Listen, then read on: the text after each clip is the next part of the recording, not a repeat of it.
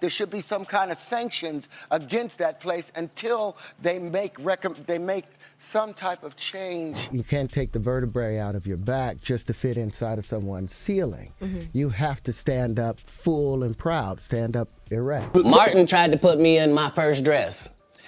When he had to go on his hiatus, he tell me, Katt, when I come back, I need you. You my young partner, you my brother in comedy. When I come back, just promise me that my next movie, it'll be me and you. We gonna do it together. So it looks like Katt Williams gained another supporter, and it's none other than Terrence Howard, who is now spilling the tea on how he got fed up with Hollywood trying to put him in a dress. According to Terrence, Hollywood is really out here trying to strip black men of their masculinity, and he's throwing shade at the industry, claiming they accused him of being hard to work with just because he wasn't down for playing certain kinds of roles. Now, we've all heard the whispers about how Hollywood is allegedly pushing this agenda to make black men look more effeminate, and heavyweights like Dave Chappelle and Katt Williams have been calling it out, saying black actors are pressured to wear a dress on screen before they can level up in fame. And while some fans are now saying this is not such a big issue as people are trying to make it, it looks like Terrence is standing his ground. In fact, word on the street is that Hollywood slapped Terrence with a difficult to work with label just because he turned down a role where he was asked to be in a dress. But Terrence is over being blackballed by the industry, and he just spilled the beans that he just might quit acting for good because Hollywood's agenda got him sick. That's the stuff you've got to watch. See, that's why you got to clear this stuff up. You've got to watch the stuff that they put out there, you know, because they're just trying to make money.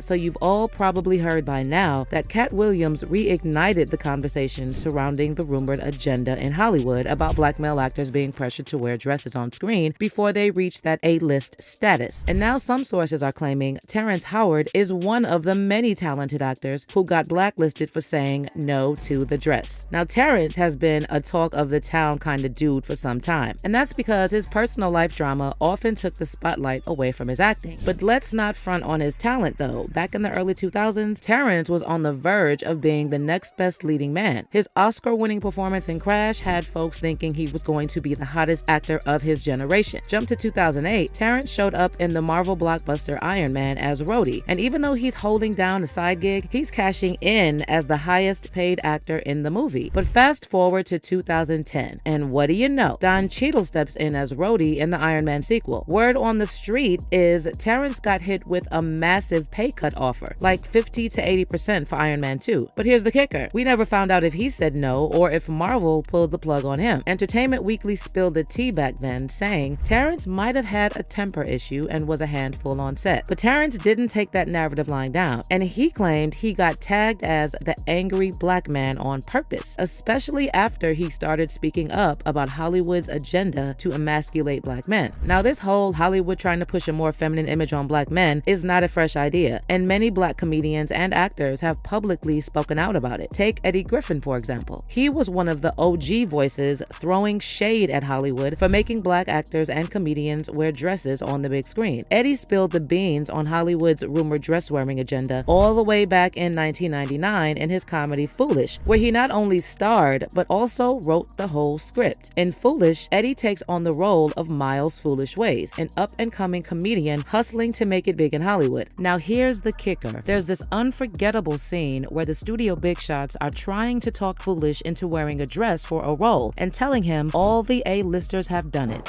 So what do you think? It's never been done before. 3 lovable drag queens driving cross-country, helping middle America solve its problems.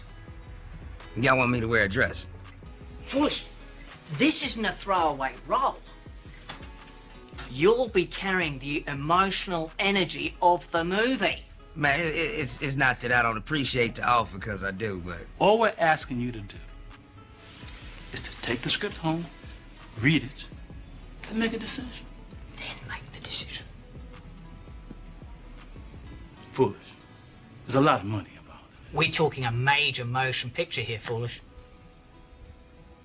Now flashback to 2006, and Dave Chappelle spills the tea on Oprah's show, sharing that he experienced a wild incident where he got pushed to wear a dress for a movie role with Martin Lawrence. And the way he described it sounded like a scene straight out of Foolish. And he put this dress on, and what? The prostitute Nah, I'm not doing that. I don't feel comfortable with that. That should have been in the discussion. What? You don't feel comfortable with it? I mean, it's a hilarious bit. All the greats have done it. So fast forward a bit when Kevin Hart was asked to comment on Dave's story, and he just shrugged it off, saying that kind of thing never happened to him. Definitely haven't ran into to put on the dress. I mean, you know, you have to have boundaries. You have to have limits that you refuse to cross.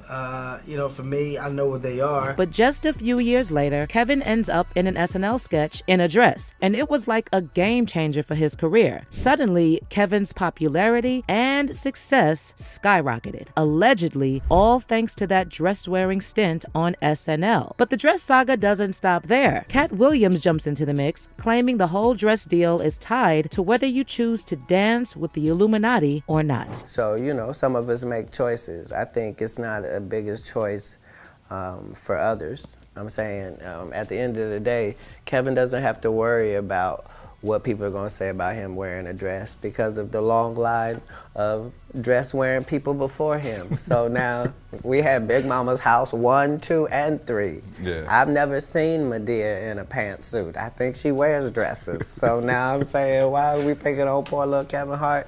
Because it was his turn next. Okay. Some of us are against the Illuminati, and we are against the Illuminati at our own detriment. When people are against the Illuminati, then they get punched in the face all the time. The press hates them, and nobody likes them.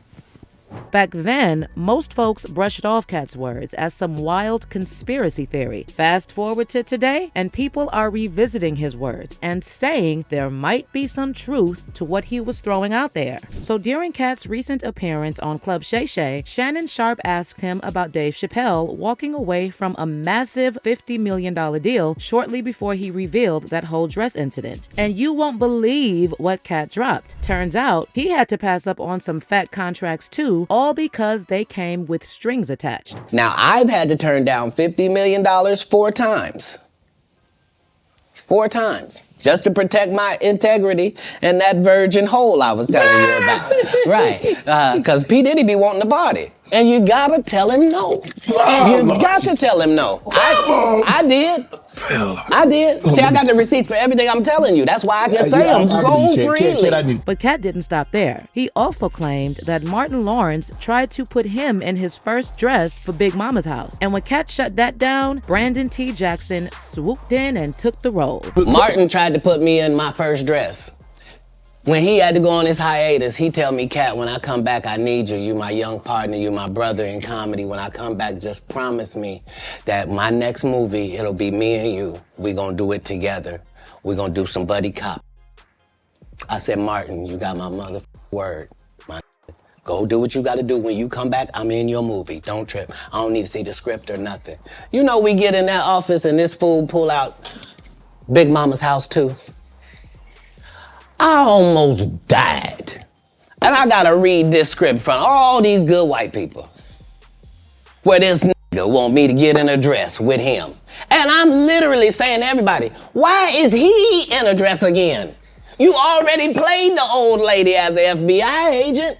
We can play anything now. We can be playing a dog catcher this time. Why do we need to be in a dress? And I get so mad, I say, you don't want me. You want Brandon T. Jackson. And that's who they went and got. Twice I said it, they went and got him. Just like I'm telling you, I had that other dude's work. I had all of it. Now, circling back to Terrence Howard, reports recently emerged that this whole dress thing was one of the main reasons Terrence turned his back on Hollywood. All right, let me fill you in on the latest interview with Terrence. When they asked him about the buzz going around that he got the boot from Iron Man 2 because of anger issues and not being the most cooperative on set, Terrence shut that down real quick and made it crystal clear that he wasn't about to let Hollywood bosses tell him what a black man should look like on the big screen. So according to Terrence, black actors are getting pushed to embrace a more effeminate vibe if they want to hit the big leagues. He said, my daddy taught me never take the vertebrae out of your back or the base out of your throat. I ain't raising sheep, I raised men. stay a man. Everything is androgynous, you know? The more successful men are now the effeminate. And then in another recent interview with Revolt, Terrence doubled down on his thoughts with Hollywood having a bone to pick with strong black men. And he said that only white men are allowed to be both strong and non-threatening at the same time. The man has been demonized, Terrence said. With the new formula, most men are made to be effeminate and not have their power or sense of strength. They allow white men to be able to be strong, but when it's black men, it's seen as a threat. He also added, I don't want to remove a few chromosomes to fit into someone's story, so I feel they need to expand their stories to allow men to be men and simultaneously appreciate a woman's beauty. Now, as you can imagine, the internet is serving up a buffet of opinions on this whole saga. Some folks are quick to throw around the label conspiracy theorists at Terrence and Katt Williams, and they're also saying we have way bigger problems to worry about than actors wearing dresses. Someone said, as a 42-year-old black man, the last thing I'm worried about in my life is comedians wearing dresses. Rap, hip-hop, and hood culture are way more threatening to my life than this. And another one added, putting on a dress is for comedic value. Madea, Shanae, Nutty Professor, White Chicks, Big Mama's House were all hilarious. Making people laugh is what it's all about. Someone told people the narrative of a dress being used to emasculate men, and y'all ran with it. But on the flip side, there are many fans giving Terrence and Katt some major props for pulling back the curtain on Hollywood's shady side. And they're convinced this whole dress thing is more sinister than it seems. One person wrote, Terrence Howard is absolutely correct. This ain't no conspiracy. They all know the agenda. And another one added, I'm with Terrence. Brothers are still enslaved and don't seem to care. All because of the almighty dollar. They are definitely trying to emasculate our men, and our men are cool with it. But let me know how you feel about Terrence Howard's comments on the dress controversy. Do you think there's really an agenda behind the way Hollywood portrays black men? Leave your comments down below, and then check out this next video.